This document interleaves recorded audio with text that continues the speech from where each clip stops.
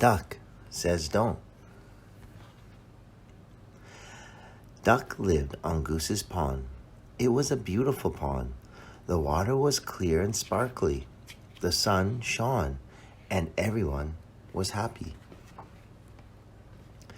One day, Goose told Duck, "I have a very important job for you.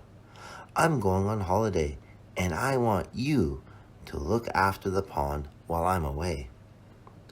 Duck could not believe it. "Goose wants me to look after the pond?" he thought.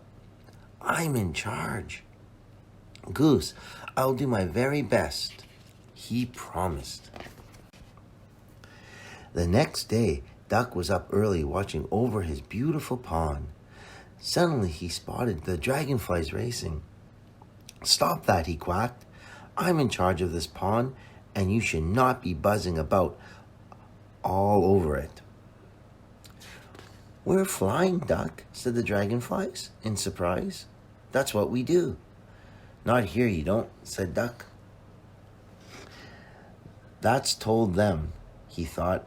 But just to make sure, Duck fetched some wood and hammered late into the night. The next morning, there was a sign in the pond: "No racing, by order of Duck." Later that day, Duck saw Kingfisher fishing. "Hey," he shouted, "stop that. Fishing is not allowed here."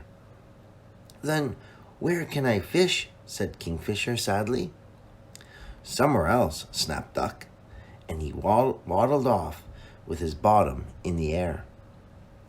He fetched more wood and got busy with another sign: "No fishing. Duck's rule must be obeyed."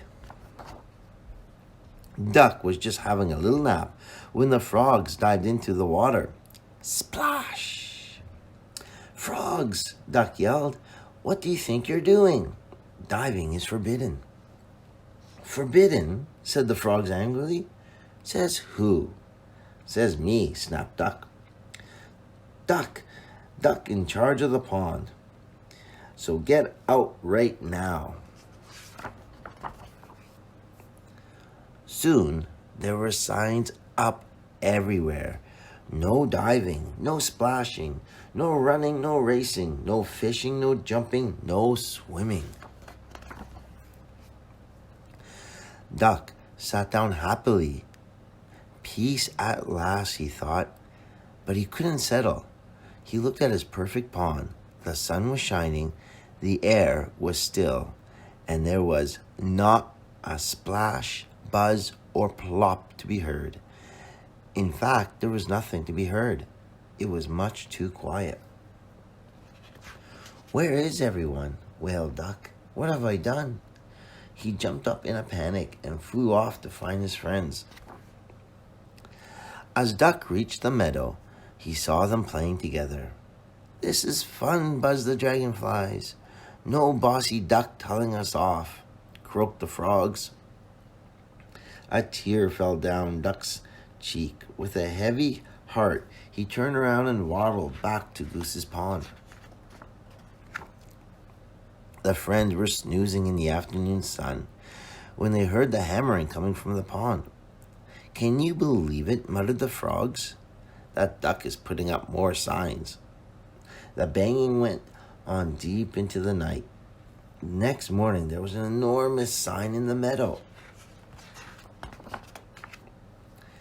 "Duck is very sorry. Please come back." When the friends arrived at Goose's pond, they saw other signs too: "Racing welcome. Free fishing rods. New diving board. Running, jumping, swimming, and splashing allowed." "Silly Duck," chirped Kingfisher. "We've missed you."